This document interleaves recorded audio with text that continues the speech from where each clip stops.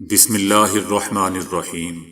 السلام علیکم دوستو، دنیا بھر کی خبروں میں آج آپ سنیں گے، لیکن اس سے پہلے اگر ہو سکے تو لائک اور سبسکرائب کا بٹن ضرور دبا لیں۔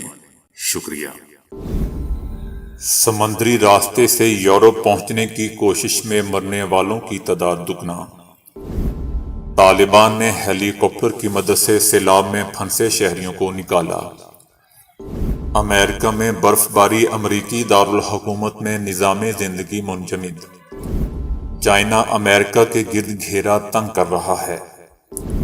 اگر آپ کو معمولی زکام بھی ہے تو بھی گھر سے باہر نہ نکلیں۔ سپریم کورٹ کی کراچی میں مدینہ مسجد کو نہ گرانے کی حکومتی درخواست مسترد۔ تو آئیے چلتے ہیں اب خبروں کی تفصیل کی جانب۔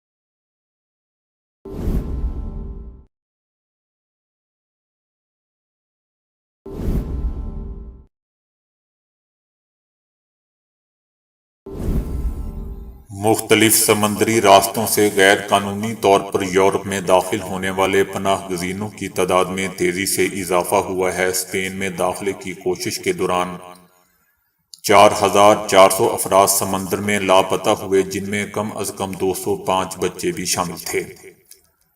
پناہ گزینوں کی صورتحال پر نظر رکھنے والے مانیٹرنگ گروپ واکنگ بارڈرز کی ایک رپورٹ کے مطابق سن 2021 میں اسپین پہنچنے کے لیے سمندر میں کھو جانے والے افراد کی تعداد گزشتہ برس کی نسبت دگنا رہی۔ واکنگ بارڈرز نے پناہ گزینوں کے لاپتہ ہونے کی وجہ خطرناک سمندری راستوں اور کمزور کشتیوں کو قرار دیا ہے۔ اعداد و شمار پناہ گزینوں کے لیے قائم ہاٹ لائن اور مشکلات میں گھری کشتیوں کے رابطوں اور لاپتہ پناہ گزینوں کے اہل خانہ سے اکٹھے کیے گئے ہیں۔ اقوام متحدہ کے مطابق سمندر میں مرنے والے پناہ گزینوں کی اصل تعداد بہت زیادہ ہو سکتی ہے۔ واکنگ بارڈرز کا کہنا ہے کہ گروپ نے ہر کشتی کی منزل یا قسمت کا پتہ لگانے کی کوشش کی، اور ان تحقیقات میں یہ اخذ کیا گیا ہے کہ جو پناہ گزین ایک ماہ تک سمندر میں لاپتہ رہے ان کو مردہ تصور کیا جائے۔ اسپین کی حکومت اپنے ساحلوں کی جانب سے آنے والی کشتیوں میں مرنے والے پناہ گزینوں کا ریکارڈ مرتب نہیں کرتی، اور وزارت داخلہ نے اس حوالے سے تازہ اعداد و شمار پر تبصرہ کرنے سے بھی انکار کر دیا۔ دہائیوں کی جنگ سے زخم خوردہ افغانستان میں سیلاب نے تباہی مچا دی اور شہری سیلابی ریلے میں پھنس گئے، تاہم طالبان کی نئی حکومت نے ہیلی کاپٹرز کی مدد سے کامیاب ریسکیو آپریشن انجام دیا۔ افغانستان میں سیلاب سے سب سے زیادہ متاثر ہونے والے صوبے قندھار کے ضلع موئنگ میں درجنوں مسافر سیلابی ریلے میں پھنس گئے تھے۔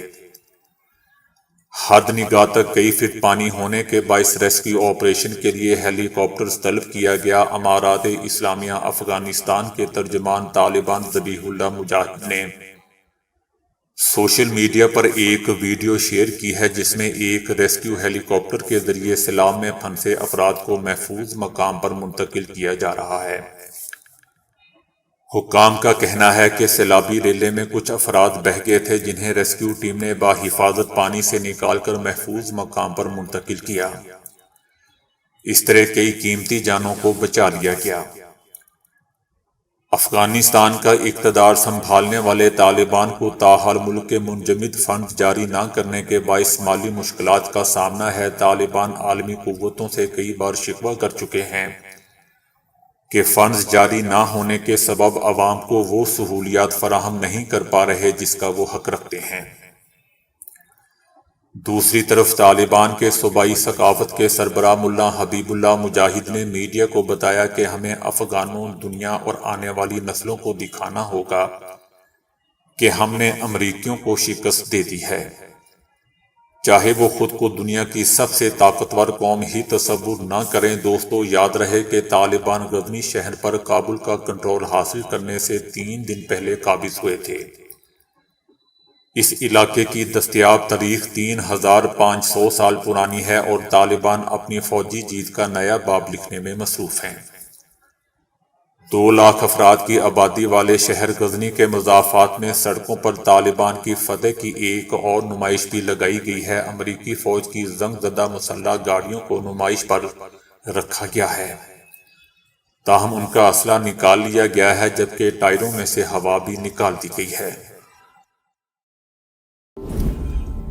امریکہ ورجینیا میری لینڈ میں شدید موسم سرما کی پہلی بارش کی وجہ سے کاروباری زندگی معطل ہے۔ واشنگٹن میں اب تک 8 سے 10 انچ برف پڑ چکی ہے۔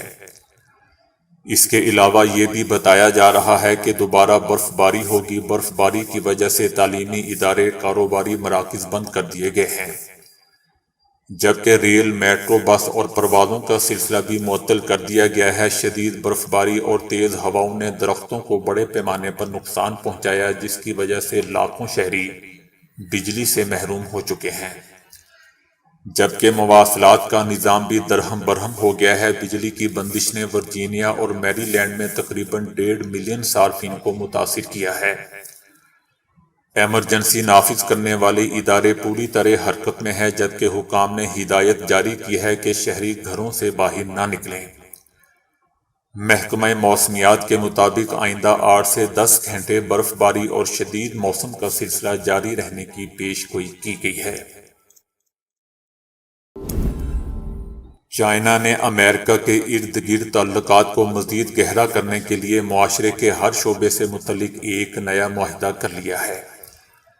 ماہرین معاہدے کو خطے کو ٹیک اوور کرنے کا منصوبہ قرار دے رہے ہیں۔ معاہدے کے حصے کے طور پر چائنا نے خطے کو سویلین نیوکلیئر ٹیکنالوجی مہیا کرنے، پرامن خلائی پروگرام بنانے، 5G نیٹ ورکس بنانے اور سستے قرضے دینے اور ترقیاتی منصوبوں کو پھیلانے کے لیے مالی تعاون کا عہد کیا ہے۔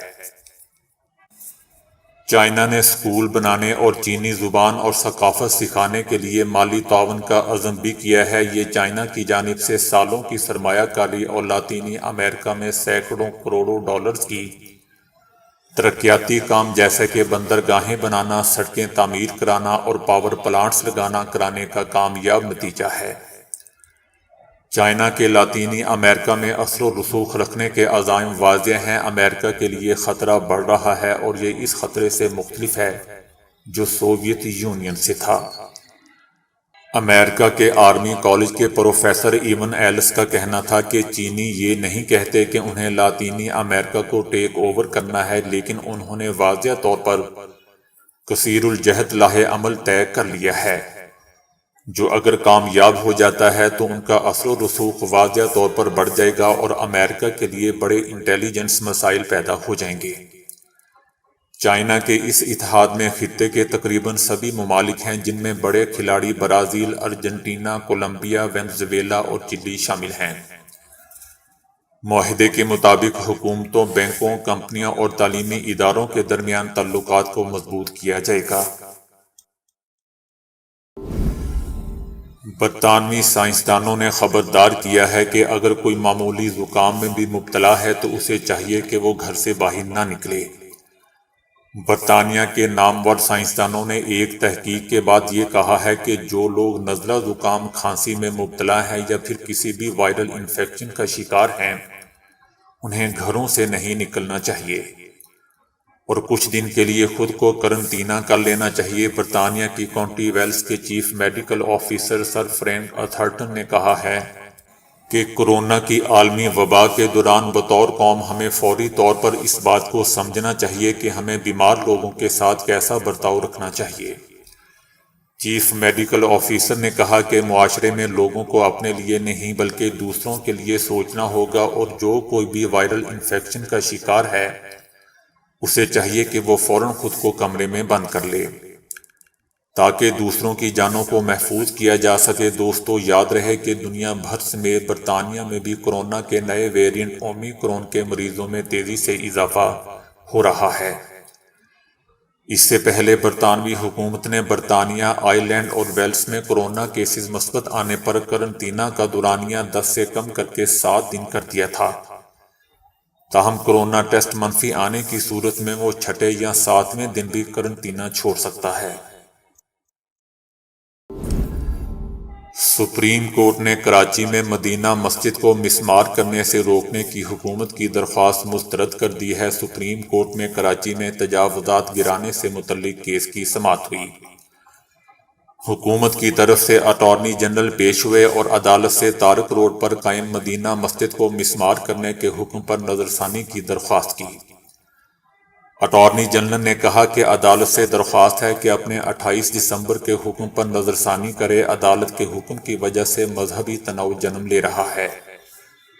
مسجد گرانے کے حکم سے بہت سے سوالات اٹھ رہے ہیں۔ چیف جسٹس گلزار احمد نے کہا کہ حکومت کو چاہیے کہ مسجد کے لیے متبادل زمین دے دے۔